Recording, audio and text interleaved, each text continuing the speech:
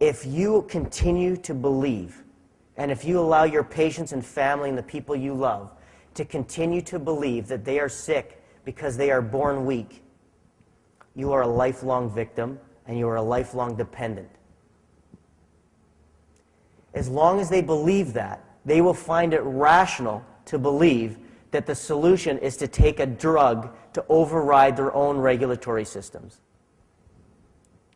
Because honestly, if genes do cause illness, if we are born genetically predetermined to get sick, then we can never prevent it. It's a waste of time, energy, and resources, which is exactly why medicine spends no time, energy, or resources on wellness and prevention. Because if your model is that the human being in front of you is sick because of pathological self-function or because of genetic predetermination, then it makes no sense to spend any of your time, money, energy, or resources on preventing that illness or getting that person well. The best chance you have to improve the quality of life of that person who's genetically predetermined to be sick is to palliate them with a drug and override their system as long as you can until they die. Do people who get chronic illness and go on medication get well? Is that even their argument? It's not their argument. They don't even pretend that. They don't even pretend. All they do is they convince you that you're born weak and sick.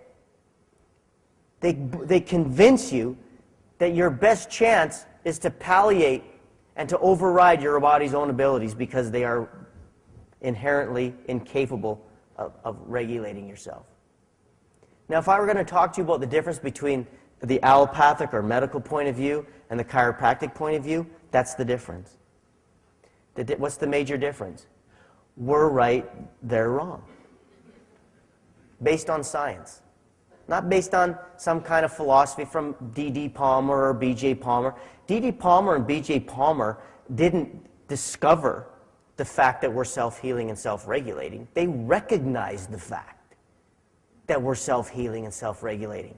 These concepts, although espoused by one profession only, really, properly, which is chiropractic, which is I'm so proud to be a chiropractor, why we have such ability to save lives.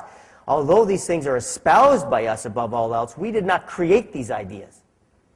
We've simply been the only healthcare profession that recognized them and withstood the onslaught from Rockefeller and the Flexner Report and said we're not giving in and going drugs. We need to stop blaming our genes or our lack of intelligence for our problems and start taking responsibility. But the worst thing that can happen to a system that depends on customers who have no power and total dependence is them becoming empowered with the idea that they can take responsibility for their own health.